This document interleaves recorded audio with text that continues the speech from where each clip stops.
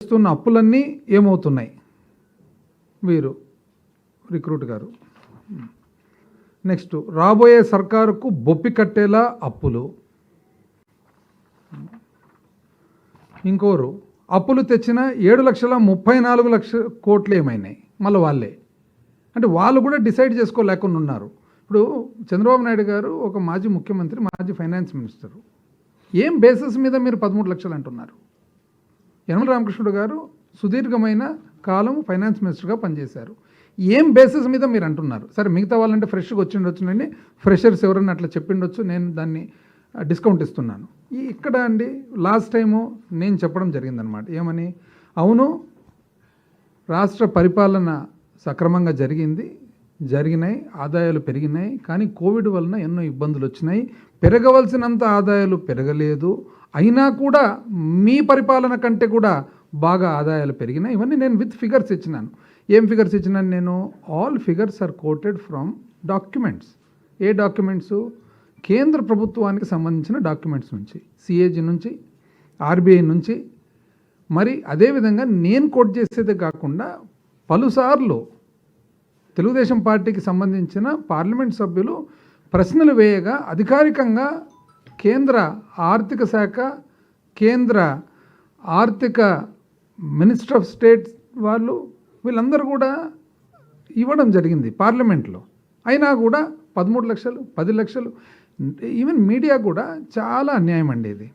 అంటే ఏదైనా కానీ ఒక ఆరోపణ చేసినప్పుడు ఆ ఆరోపణ పొలిటికల్గా చేయడము, తప్పుడు ఆరోపణ చేయడం తప్పు. కానీ తప్పుడు ఆరోపణ చేసినప్పుడు మీడియా మాత్రం అది యాక్చువల్గా క్లారిఫై చేసుకొని ఇది ఫ్యాక్చువల్లా కాదా అని చూడాల్సిన బాధ్యత ఉందా లేదా? నేను చెప్పడం జరిగింది. ఏమని?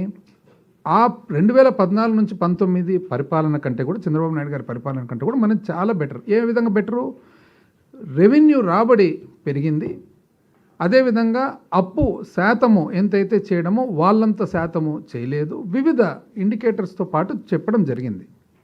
అయితే ఉండవలసినంత రాబడి ఇంకా రాలేదు. ఎందుకంటే కోవిడ్ వలన ఉన్న ఖర్చుల కంటే కూడా ఎక్కువ చేయాల్సి వచ్చింది కోవిడ్ వలన. అందుకని ఆర్థిక ఇబ్బందులు వచ్చినాయి.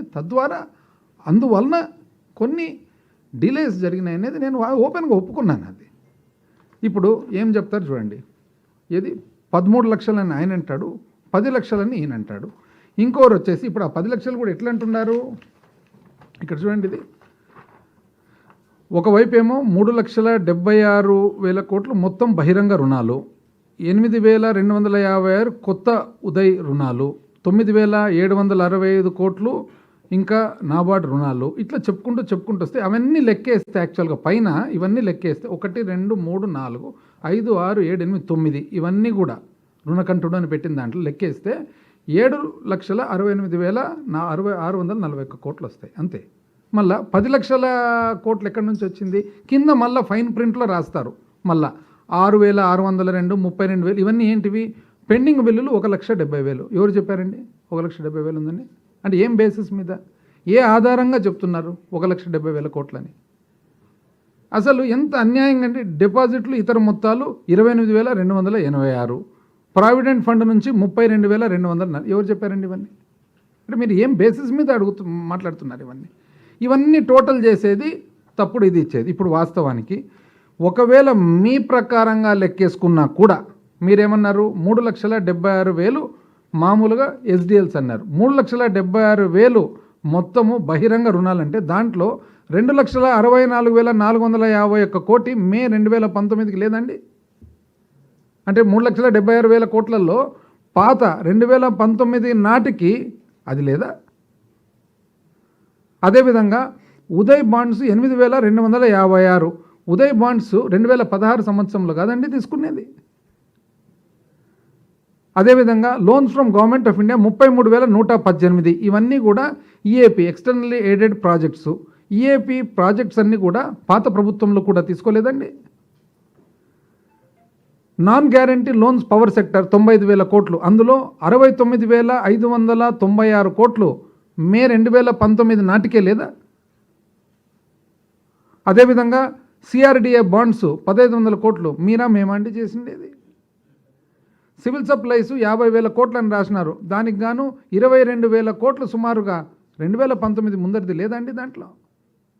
అదేవిధంగా బ్రూవరీస్ కార్పొరేషన్ నుంచి 50,000 వాస్తవం